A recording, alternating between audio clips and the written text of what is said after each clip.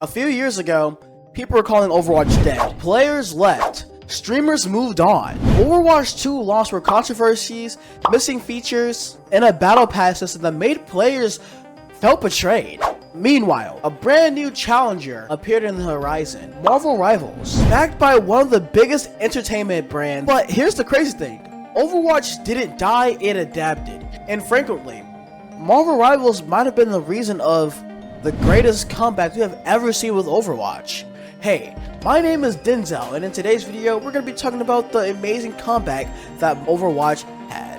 And before we continue with this video, guys, make sure you guys like and subscribe. We're so close to 400 subscribers. Don't forget to comment down below what you liked about this video. Now, let's continue with the video. The year 2025 and 2026, Overwatch started pulling players back in, fixing its reputation, and building momentum in the way that many people didn't even know that was possible. Back in 2016, Overwatch was untouchable. Game of the Year winner, culture phenomenon, massive esports league, and iconic heroes like Tracer, Genji, Reinhardt, Widowmaker, becoming gaming icons overnight. But success slowly turned into stagnation. One of the first major complaints that Overwatch used to have back in the day was the lack of content that it used to have. And if you haven't played Overwatch back then, me saying this might sound insane to you because Overwatch is dropping events like crazy now. They've really picked up their game when it comes to content drops. But I promise you, I'm not making this up.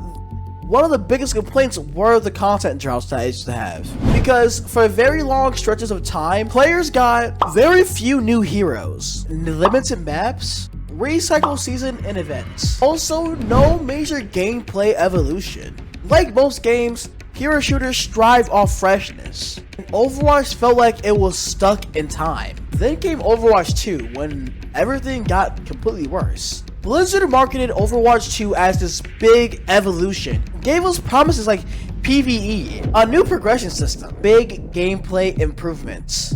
And did we get any of that? No, we didn't. Overwatch 2 was basically Overwatch but with a sticker slapped on it. Be like, okay, here, damn. Here's your game. The PvE mode was delayed and soon to be cancelled. And frankly, that was one of the main reasons why Overwatch 2 was even being dropped in the first place. That was the whole point of Overwatch 2 existence, to have a PvE mode, to have like a full-on story mode.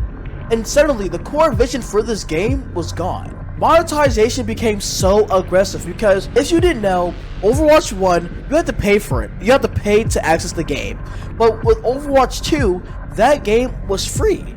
So you know, like any free game, they gotta make their money somehow. So of course, they decided to come out with microtransactions. So, back in the day of Overwatch 2, when it first released, newer heroes were locked behind a paywall, which was the battle pass. So you have to pay $10 to access that new hero. But eventually, yes, that hero that was locked behind the battle pass would eventually be accessible to everyone. So for most people, this game felt pay to win. It was almost like if you weren't trying to drop $10 to get this new hero early, you're wasting your time. You didn't want to get better at the game. And this became such a mess. We got iconic clips like the Malga clip. Like, bro literally left his game off the battle pass just to get Malga, hop back in that game, and won the match using Malga because the other team had Malga, and Malga was so busted back then. Like, he was actually insane. Soldier. No way. No way. No fucking way. No fucking way he leaves to buy the battle pass. No fucking way he leaves to buy the no way. There's no way. Wait, did he go buy it? If he fucking Bro, he fucking did. If he just bought the battle There's pass, no bro. fucking way. He bought it! He bought it! What the Bro. But anyways, that was also another problem. They added 5v5. The game used to be 6v6 like Marvel Rivals, but with the release of Overwatch 2, it became 5v5. Which, I mean, I'm not gonna say much about it because I don't really mind the 5v5 format. I think it's pretty fun, you know. But yeah, many people were not happy about that. The trust that people had for Blizzard was at an all-time low. This wasn't just about gameplay. Years of controversies, layoffs, canceled promises, and communication issues damaged Blizzard's reputation across the industry. By 2023, the narrative that Overwatch had was brutal. Overwatch is dead. And honestly, it looked believable. But change wasn't just some miracle update. It was a series of smart decisions that slowly rebuilt trust, communicating more directly with their developer updates, responding faster to balancing issues, experimenting with game modes instead of just saying boring and rigged. Second, the game became way more faster and more rewarding. Back then, people had complaints about the double shield meta and how fights just took so freaking long.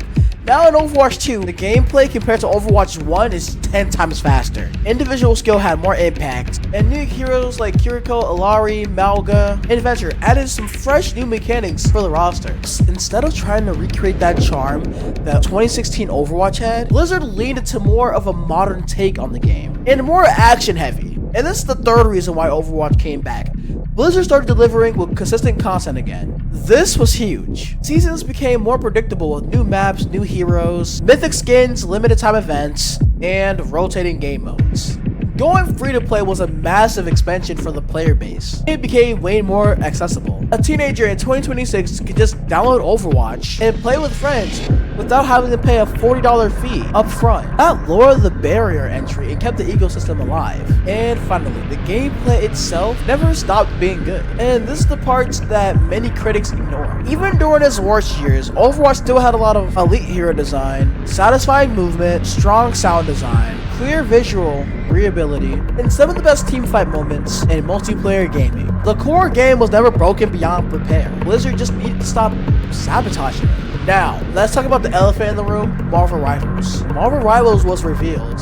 It was nicknamed the Overwatch Killer. 6v6 hero shooter gameplay, colorful abilities and ultimates, fast-paced combat, stylized visuals, and a roster built behind globally recognized characters like Spider-Man, Iron Man, Captain America. For the first time in years, Overwatch had a competitor that could genuinely steal the spotlight that it had. But here's the twist. Marvel Rivals has saved Overwatch. Marvel Rivals changed that overnight because the Marvel brand was enormous. Even players that have never played a hero shooter a day in their life recognize some of the most iconic characters. The game looked polished from the start. Trailers emphasized flashy combos, destructible environments, and cinematic gameplay trailers. It targeted frustrated Overwatch players directly. A lot of online controversy was basically like, this is the Overwatch sequel that we wanted. And trust me, Blizzard absolutely noticed the waves that Marvel Rivals was making. After Marvel Rivals gained the momentum that it had, Blizzard became way more aggressive with its improvements. Faster balanced patches, more transparent communication, higher quality seasonal content, experimental modes coming around more often, hero reworks arriving quicker, and a stronger focus on making the game feel fun first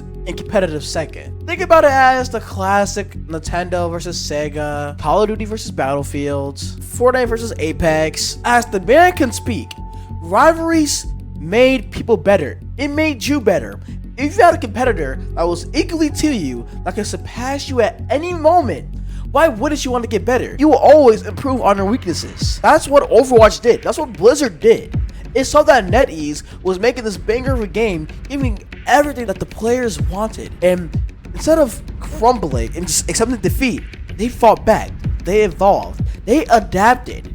Because their rivalry with the other company was so strong that it forced them to do something. And that's why people think Marvel Rivals so much, because it unironically made Overwatch a better game. When people say the words that, oh, this game made a comeback, it spikes for a little bit, then it drops down again. Like Fall Guys, for example. People thought that Fall Guys made a comeback, but it died again. Same things like Multiverse. Multiverses had that massive spike, but then died again. So why does this feel so real with Overwatch? The main thing was the narrative changed, and narratives mean a lot for a game. The shift that this game portrayed was actually crazy. Blizzard stopped trying to erase the past. This new approach that they have feels more grounded, acknowledging mistakes, bringing back popular features and modes, and celebrating Overwatch history instead of acting like the history never existed. The game found a sustainable identity. The big lesson here is simple. A game doesn't just come back because of nostalgia. It comes back because developers finally give the players a reason to return. And for the longest time,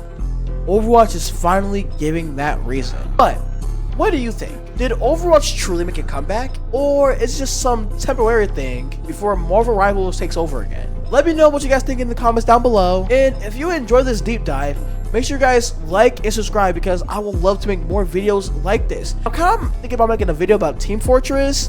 I don't know yet. Or even Paladins or Realm Royale. I don't know yet, but let me know what you guys want. And until next time, comment down below. No matter how big and small, I'll read them all. And bye.